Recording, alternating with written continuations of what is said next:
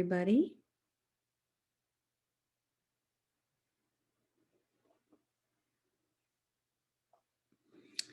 As we sit,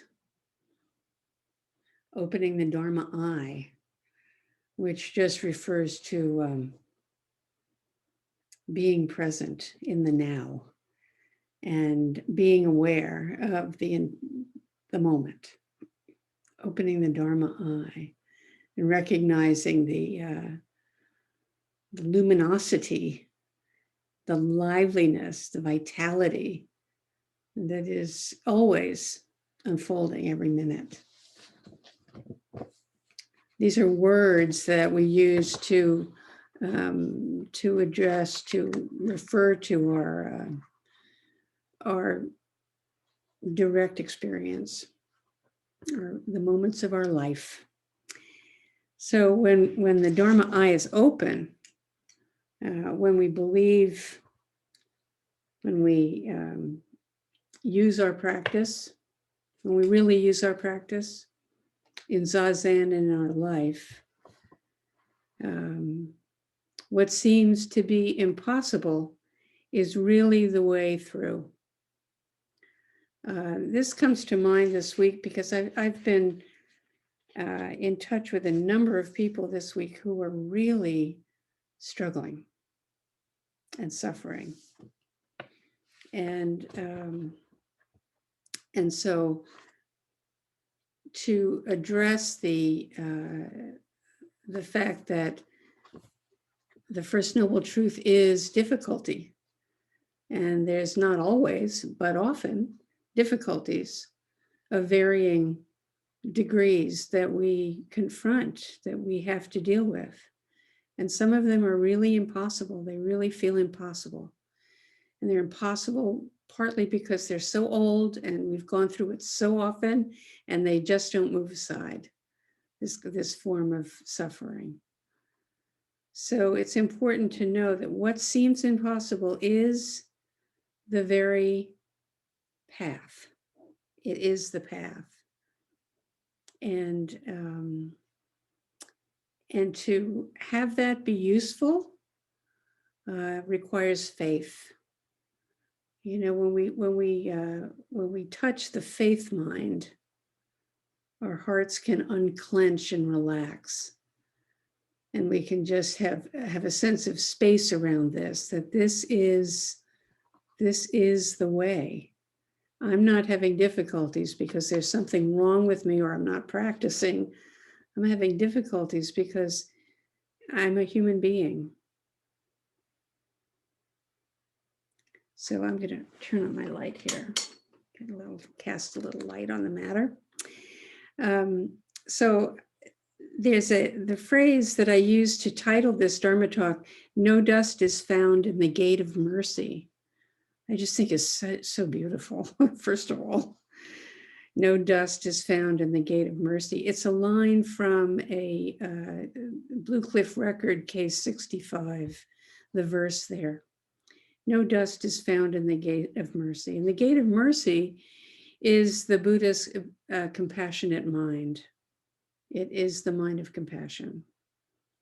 No dust is found in the mind of compassion. So when we bring our mind of compassion to whatever our impossibilities are, we can soften our hearts and be restored to a sense of faith that this too is my life, and this too will continue to evolve. So Buddha's compassionate mind frees us from suffering.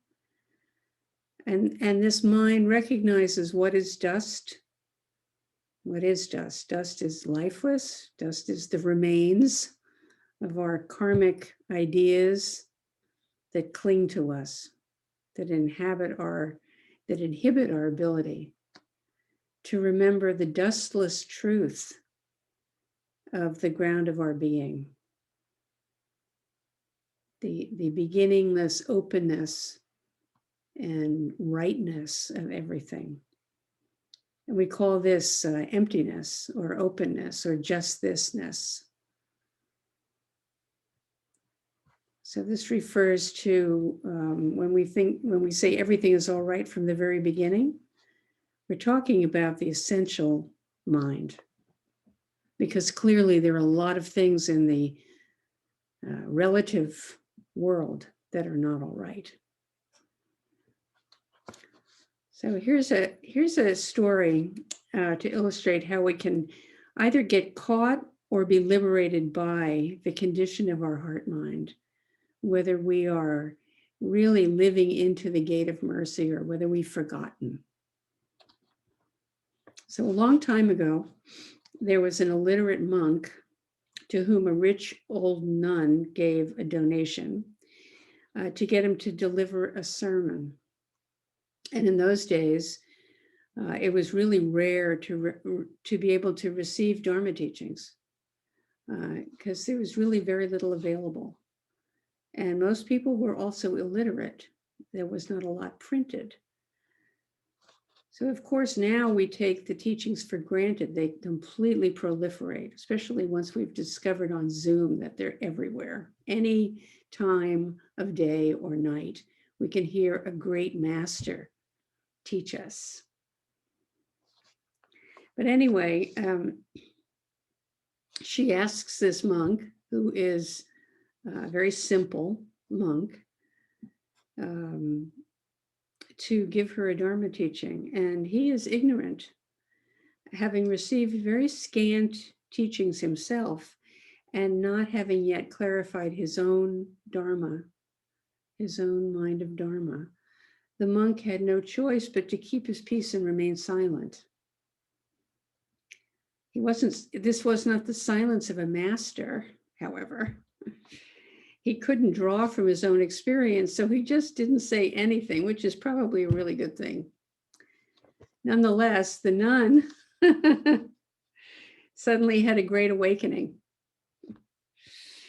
The moment was ripe for her, and it didn't take much. It didn't take much, even a misunderstanding of the meaning of the monk's silence. For her, after many long years of practice, and really having developed a mind of the way by this persistent coming back to the moment, she awoke. She had a great awakening. She had been practicing deeply, not knowing. She had been wondering for years, what is the meaning of the Dharma teachings? Was curious and repeatedly disillusioned, spared from her delusions about what the teaching might mean. But then a single moment brought it forth. The universe moves aside in such a way that she realizes her communion in her very own life, the intimate truth of her very own life in this moment of awakening. And, we have the tradition of saying, the teacher says a turning word and the student awakens. Well, this is a story about a moment of awakening, no turning word, just a turning mind. The nun broke through. The bottom of her mental habit fell out. She leapt beyond all words and thoughts to just the open, luminous vitality of this moment. Instantaneous insight, potential suddenly activated. These are terms for these moments of insight. Aha, where everything just moves aside. There is no problem. There's nothing in the way. Awakened mind, this is kind of the nature of how awakened mind gets activated in the midst of our suffering and confusion. When we've practiced foundationally in the present moment, as we do in Zazen, we sit in Zazen and we just practice being present.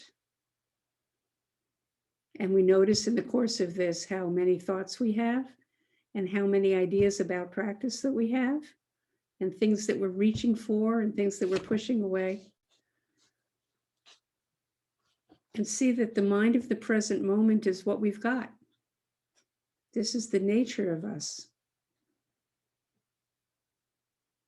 We open, we're at the very ready, beyond words and thoughts, directly, without thinking, we're liberated.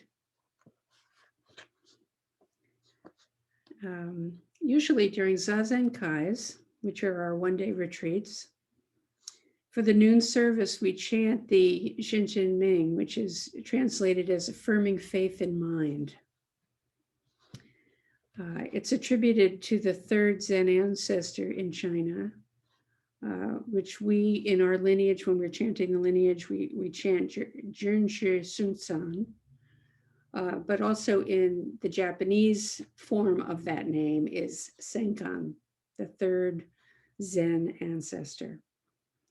And the affirming faith in mind is a declaration of faith in our own capacity to live from our complete existential truth, to really come home to who we really are, and trusting our own path to clarity. We must, each of us, find our own way, even if we are guided by the experience of so many who came before us, which can be so helpful in recognizing, oh, you know, you may have that experience. I have it often. I'm reading one of the masters, and they point something out that I hadn't really noticed before in my own experience. And it's a wonderful moment to say, oh yeah, okay, I know this. I know this for myself. We each find our own way. We're not living the ancestors' life and circumstances. We have to meet the dharma of our own karma, our own unique life environment, and our situation, and our psyche, the condition of our psyches. We have to do our own work. There's a line in Affirming Faith in Mind that says, when doubts arise, simply say not to. We say it generally as this too. It's the same, it has the same meaning. Not to, not separate from. Our lives bring us many impasses and situations that feel impossible to find our way through. Emotions that are like a mountain in our way, or like the jaws of a steel trap that clamps shut and we're bitten by suffering. Again, I don't know about you, but when I suffer, it's the same suffering I've always suffered. When I go into that state, I know it well.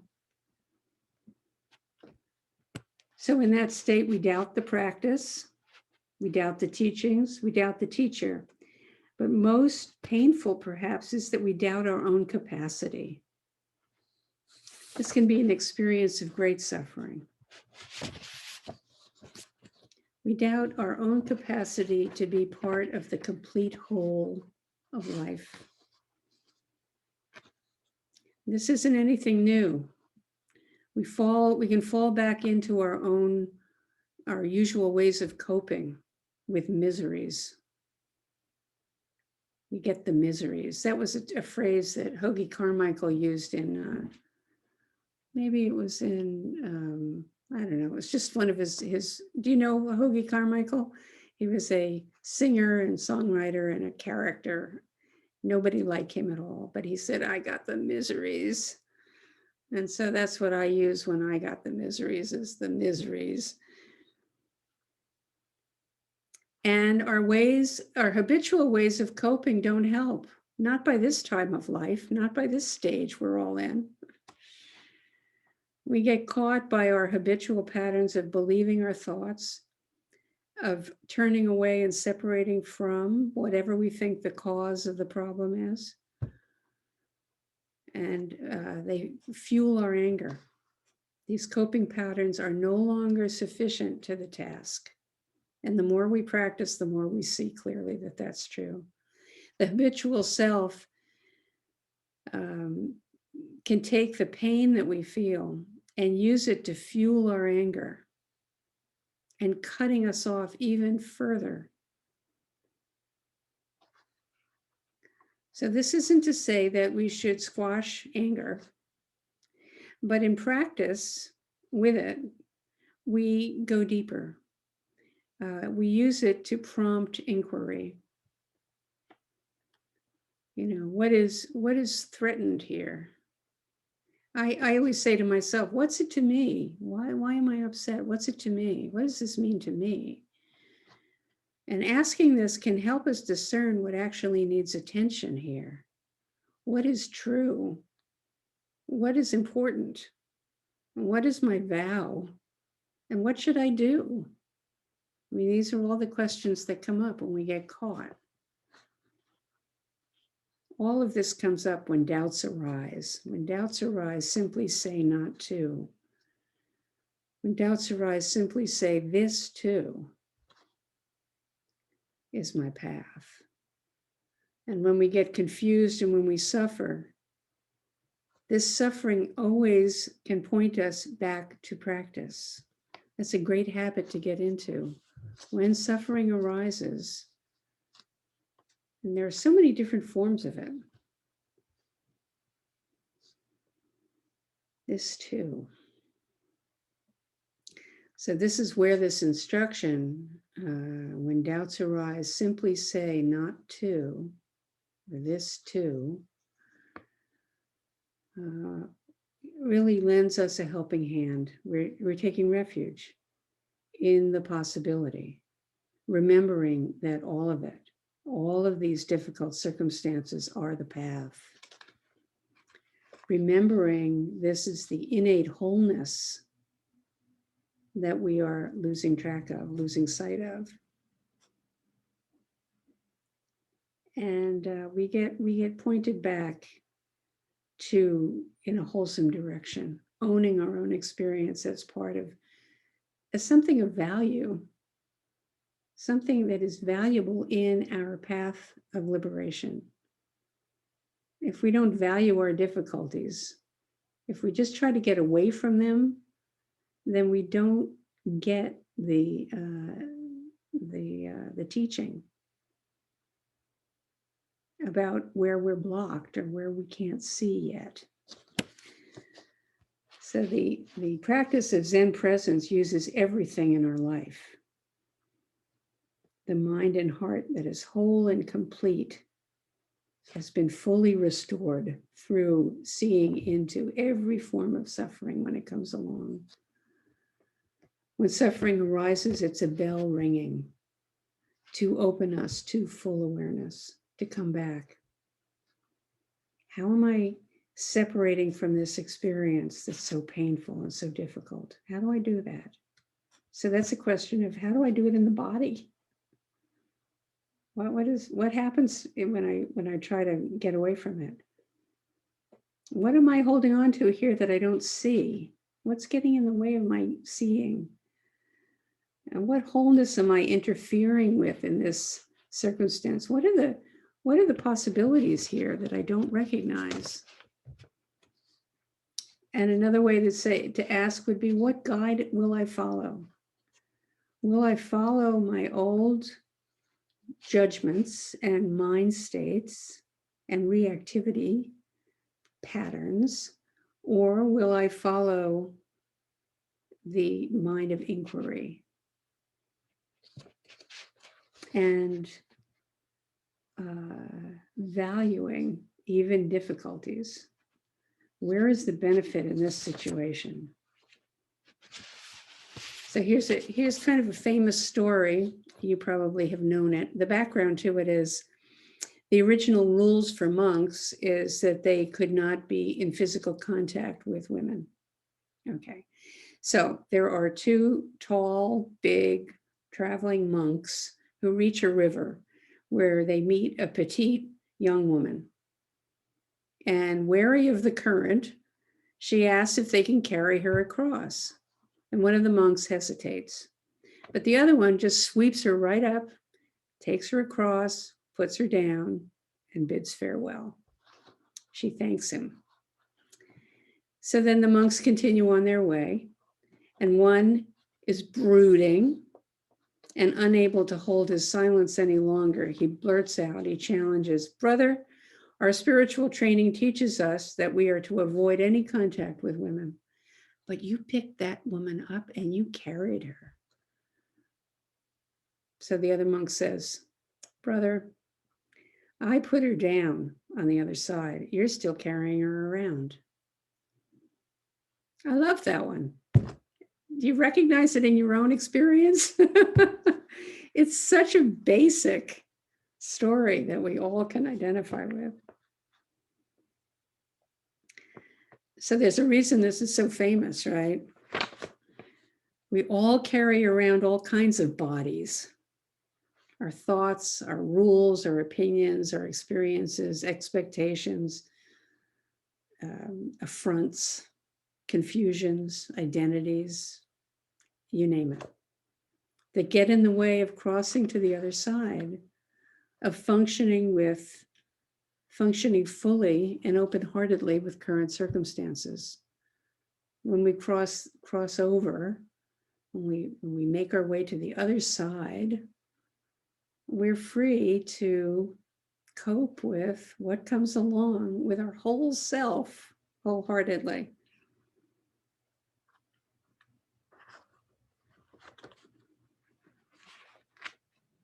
So for the carrying monk, what prevailed was how to function best given the river current. And he knew that the likelihood of him being swept away was way less than the likelihood of this petite young woman being swept away by the current. That's what he realized, and he acted from that. On the other hand, the brooding monk was really caught up by his rigid, narrow mind. Rules and structures guide us when they're held with wisdom, and we keep our sights on how they are to function, how they need to function, how they lend support. But they can also be held onto so rigidly that they crowd out the vitality of this moment, of this situation, of this relationship, of this ever-changing, what Jobin called it, ever-changing happeningness world. So situations like this abound in our complicated lives. And some situations require us to hold firm, to be steady, to hold on to, right? And other situations require flexibility. And this kind of dynamic intermingles interminably in human lives because we have choice. So we're always dealing with when do I hold steady and when do I give? So we come back to this line: when doubts arise, simply say, not to. This too. Our practice urges us not to choose according to what we like and what we don't like. Though sometimes, why not? I like chocolate ice cream better than Tutti Frutti. If I'm given a choice, I'll choose chocolate. But the things that come up that really cause us a lot of suffering are more confusing. They're not so simple. Our beliefs run into our preferences and our commitments and our friendships and our anxieties, and not knowing what the actual reality is. And we find ourselves on a collision course. Those can be the most painful. We need to, in order to work with that, we need to be able to know ourselves and be in good relation to ourselves, friendly relation with ourselves, and be able to be guided by faith in the wholeness of our life. the this to-ness mind, so that we can make any adjustments that are needed or any responses that are called for. Knowing the nature of experience is essential. And without this, we are easily blown around by every wind and fad, every fear and attraction, and can't really feel at home or use this life to its fullest for benefit, for our own and for others. And, you know, a good case in point here is the struggle we're having collectively about vaccinating against COVID. This comes up almost daily in my daily rounds. I saw a news item about how many, there was somebody studying what gets in the way of people being vaccinated. And one of the things that he found, which was surprising, was not unanimously, but almost unanimously, everybody who hesitates to get the vaccine is afraid of needles, afraid of shots. That's interesting. You know, when you're afraid, that's like being afraid of spiders. That is powerful. Not for people who aren't afraid of them. You think, it's a spider, it's a shot. But if that happens to be something that you got, it can really be problematic. And it shows the way to work with somebody who has a fear like that, is not to condemn them for their selfishness or whatever, you know. I mean, there are lots of ways we condemn people who aren't getting vaccinated, but to work with the fears. Yeah, I just thought that was really interesting. So that's a certain kind of respect that we pay. We have to pay respect to our own fears, our own trauma responses. And it's really important to respect others, because we know how it feels and how primal, how brain stem-ish some feelings are. So anyway, when doubts arise, simply say not to. This is a powerful thought, and we can use it like a koan. When we drop this phrase into our pain or our fatigue or our fantasies or our fears or desires or judgments, we use it when we face our inner shadow, our tribulations and sorrows and greed and shortcomings, to release us from our delusive separative mind. Not to, or this too, helps us bring an open gaze even to the hell realms that exist in our own psyches and in the world, in our own hearts. So coming back to that beautiful line, no dust is found in the gate of mercy. Starting right here in our own circumstances and working with our own suffering. It's a lifelong process. Our karmic knots are tight and deep, originating in the very start of time, of this long sequence that has led to our individual life. No dust is found in the gate of mercy, where there is not two. And realizing how the gate of mercy manifests as our very own heart mind. If we think of how can I hold this situation in the gate of mercy? My heart mind, the gate of mercy, Buddha's heart of compassion.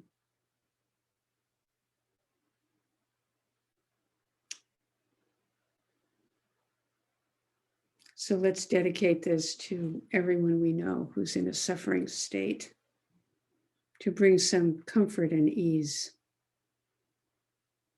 and anything in our own hearts that need comfort and ease. Let's bring it to the gate of mercy. Thank you.